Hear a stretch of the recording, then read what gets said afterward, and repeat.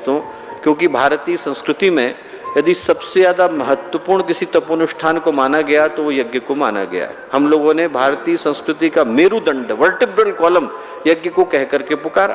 किसी के vertebral column को डैमेज हो जाए तो क्या होता है, व्यक्ति को बिस्तर पर आना पड़ता है। इस यज्ञ के अंदर ऐसा नहीं है कि हम लोग सिर्फ एक यज्ञ को करने के लिए यहाँ पर आकर के बैठे।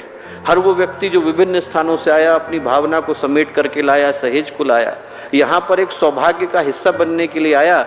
मैं स्मरण दिलाना चाहता हूँ कि आने वाली पीढ़ियों में आप लोग जब आज के दिन को याद करेंगे तो इस दृष्टि से याद कर सकेंगे कि इस दिन आपने भारतीय नव जागरण के शिलालेख को अपने हाथों से लिखा था। यह अश्वमेध यज्ञ संपन्न हो रहा है।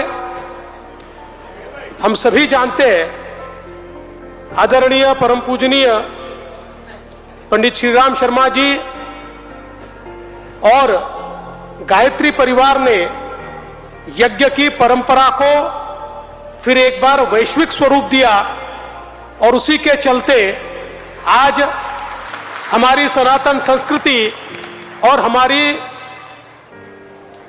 यज्ञ की संस्कृति जो पूर्ण रूप से विज्ञान पर आधारित है और विश्व शांति की कामना और मनुष्यों को उत्तम आचरण मिले, इस प्रकार की कामना जिसके माध्यम से होती है, ऐसे इन कार्यों को आज विश्व तक पहुंचाने का काम गायत्री परिवार ने किया है। और आज जब 1008 कुंडीय महायज्ञ, अश्वमेघ महायज्ञ हो रहा है, उसमें भी इस कार्यक्रम में, इस महायज्ञ में अपने आप को साथ जोड़ने का सौभाग्य मिला है।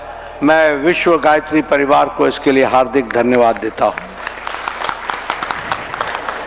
श्री राम शर्मा आचार्य जी ने और भगवती देवी जी ने लाखों परिवारों को गायत्री परिवार के साथ जोड़ा और एक नई चेतना, और नई चेतना के साथ साथ जो हम कहते हैं कि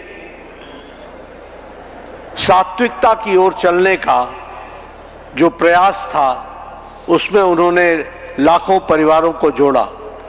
और मुझे लगता है कि गायत्री मंत्र एक ऐसा मंत्र है जो हम सब लोगों को दिव्यता की ओर, अध्यात्म की ओर और सही मार्ग पर चलने की प्रेरणा देता है।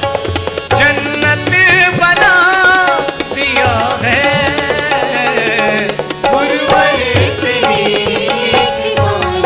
बुद्धिमत्ता का प्रतीक अपाला या गार्गी हो, साहस का प्रतीक झांसी की रानी लक्ष्मीबाई हो, संघर्ष का प्रतीक सीता या सावित्री हो और व्रतशीलता का प्रतीक अनुसुईया या सावित्री हो। भारतीय नारी हमेशा आगे बढ़ती दिखती है और जो पुरातन काल की नारियां थीं उनमें क्या वीरांगनाएं थीं और कितनी निष्ठा संकल्पित होकर उन्हें एक अतुलनीय उनका जीवन का उदाहरण हुआ करता था। इस संसार में 3 तरह की शक्तियाँ काम करती हैं। एक शक्ति का नाम है श्रम की शक्ति। जितनी भी चीज़ें हम देखते हैं प्रगति की, उसमें आदमी का श्रम लगा है।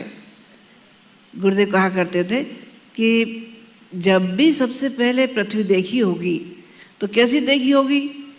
ऊबड़ खाबड़ मंगल ग्रह की तरह से। फिर इंसान ने श्रम किया, सड़कें बनाई, मकान बनाए, खेती के योग्य बनाया, विकास की सीमा शुरू हुई। ये व्यक्ति के श्रम की बदौलत थी। सौभाग्य का स्मरण करें जो गुरुदेव की अवतारी चेतना के प्रवाह का हिस्सा होने के नाते हम में से प्रत्येक को मिल पाया। हर व्यक्ति जो यहाँ आया वो आया नहीं है, बुलाया गया है। हर व्यक्ति जो यहाँ पर आया है, चाहे वो कहीं से आया है, उसको गुरुदेव की शक्ति यहाँ पर खींच करके लाई, बुला करके लाई है, चुंबक की तरह से अपने पास समेट करके लाई है। हमारे YouTube चैनल गायत्री परिवार गोरखपुर को सब्सक्राइब करें और बेल आइकन को जरूर दबाएं ताकि गायत्री परिवार गोरखपुर की विभिन्न गतिविधियों की जानकारी मिलती रहे।